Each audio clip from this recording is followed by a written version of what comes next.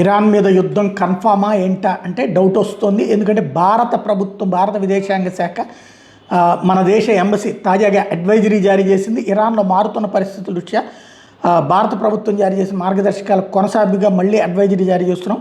ప్రస్తుతం ఇరాన్లో ఉన్న భారతీయులు, స్టూడెంట్స్ కావచ్చు, యాత్రికులు కావచ్చు, వ్యాపారవేత్తలు కావచ్చు, పర్యాటకులు కావచ్చు, కమర్షియల్ విమానాలతో సహా అందుబాటులో ఉన్న ప్రయాణ మార్గాల ద్వారా ఇరాన్ నుంచి తక్షణం విడిచి వెళ్ళిపోండి అని చెప్పింది. భారతీయ పౌరులు, భారత సంతతికి సంబంధించినటువంటి వాళ్ళు తక్షణం దూరంగా వెళ్ళిపోండి, విడిచిపోయి భారతదేశానికి వెళ్ళిపోండి అని చెప్పింది. అత్యంత అప్రమత్తంగా ఉండండి, రోడ్ల మీద తిరిగేటప్పుడు ఆందోళన జరిగే ప్రాంతాలకు దూరంగా ఉండండి, ఇరాన్లోని భారత ఎంబసీతో ఎప్పటికప్పుడు సంప్రదింపులు జరుపుతూ ఉండమని చెప్పింది. తప్పదనుకుంటే అక్కడ ఉండేట్టయితే. అలాగే తాజా పరిణామాల కోసం స్థానిక మీడియాను కూడా గమనిస్తూ ఉండమని సూచించింది. భారతీయులంతా పాస్పోర్ట్లు, ఐడి కార్డులతో సహా మీ ప్రయాణ ఇమిగ్రేషన్ పత్రాలు ఎల్లప్పుడూ మీ దగ్గర ఉంచుకోండి.